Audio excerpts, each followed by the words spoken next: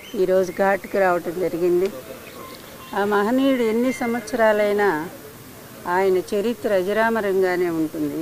తెలుగు జాతి ఉన్నంత వరకు తెలుగు వాళ్ళ గుండెల్లో ఆయన స్థిరమైన స్థానాన్ని సంపాదించారు.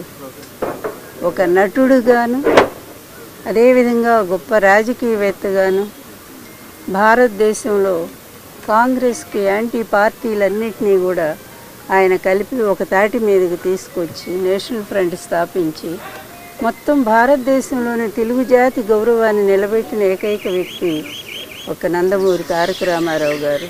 నేను ఆయన భార్యని అవటం ఎన్నో జన్మలుగా చేసుకున్న పుణ్యం నేనది. ఆ మహనీయుడిని ఇప్పుడు కుటుంబ సభ్యులు మేమే కాదు, యావత్ ఆంధ్ర జాతే కాదు, ఎక్కడ విదేశీయాల్లో ఉన్న తెలుగు జాతి కూడా ఆయన్ని స్మరించుకుంటూనే ఉంది. ఎన్నో చోట్ల మరి ఈ కార్యక్రమం నిర్వహిస్తూనే ఉన్నారు. ఎన్నో అన్నదానాలు జరుగుతున్నాయి, ఎన్నో రక్తదానాలు జరుగుతున్నాయి. ఇన్ని సంవత్సరాలు ఆయన చనిపోయి దాదాపు 28 సంవత్సరాలైంది. 96 ఆయన జనవరి 18వ తారీఖు మనల్ని అందరినీ వదిలిపెట్టి వెళ్ళారు. కానీ ఆయన కీర్తి మాత్రం ఎప్పటికీ చెక్కు చెదరకుండా అలాగే ఉండిపోయింది. అది నిజమైన ఇది. అంటే మనిషి పుట్టుక ఎక్కడ ఉంటుందంటే మరణం తర్వాతే ఉంటుంది.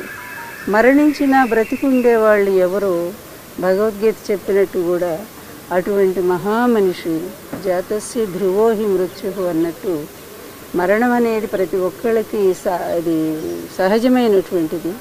మరణించినా బ్రతికి ఉండటం అనేది ఒక్క ఎన్టీఆర్ గారికే సాధ్యపడింది అనుకోవాలా. ఆయన ఎప్పటికీ ఉంటారు. నేను ఒక్కటే కోరుకుంటున్నాను, ఆయన ఆశీస్సులు తెలుగు ప్రజలందరికీ అందాలి, ఎప్పటికీ అందాలి. ఆయన ఆత్మ తెలుగు ప్రజల చుట్టూనే తిరుగుతూనే ఉంటుంది. న్యాయం కోసం ఆయన పోరాటం సాగిస్తూనే ఉంటుంది. మళ్ళీ మంచి ఈ ఎలక్షన్ల తర్వాత మంచి పరిపాలన కోసం ఆయన తప్పకుండా ఆయన ఆత్మ ఆశీస్సులు అందిస్తూనే ఉంటుంది. ఆంధ్రప్రదేశ్లో మంచి సుపరిపాలన మళ్ళీ కంటిన్యూ కాబోతూ ఉంది. అదేవిధంగా ఇక్కడ తెలంగాణ రాష్ట్రంలో కూడా మంచి పరిపాలన వాళ్ళు అందించాలని మేము కోరుకుంటూ ఉన్నాము. ఎందుకంటే ఎక్కడున్నా తెలుగు జాతి, తెలుగు ప్రజలు సుఖంగా ఉండాలి. నాయకులైన వాళ్ళు స్వార్థానికి, అవినీతికి తల వంచితే ఏ విధమైనటువంటి శిక్షలు ఉంటాయో కూడా ప్రత్యక్షంగా చూస్తూ ఉన్నాము. అందువల్ల ప్రజల కోసం జీవించేవాళ్ళు నాయకులు అనేది ఎన్టీఆర్ గారు ఒక్కరే చాటి చెప్పారు. అందువల్ల ఆయన స్ఫూర్తితో ఆంధ్రప్రదేశ్లో పరిపాలన అలాగే సాగుతూ ఉంది. అదే కంటిన్యూ అవుతుంది కూడా. అందువలన రేపు 4వ తారీఖు జరిగే ఎన్నిక తర్వాత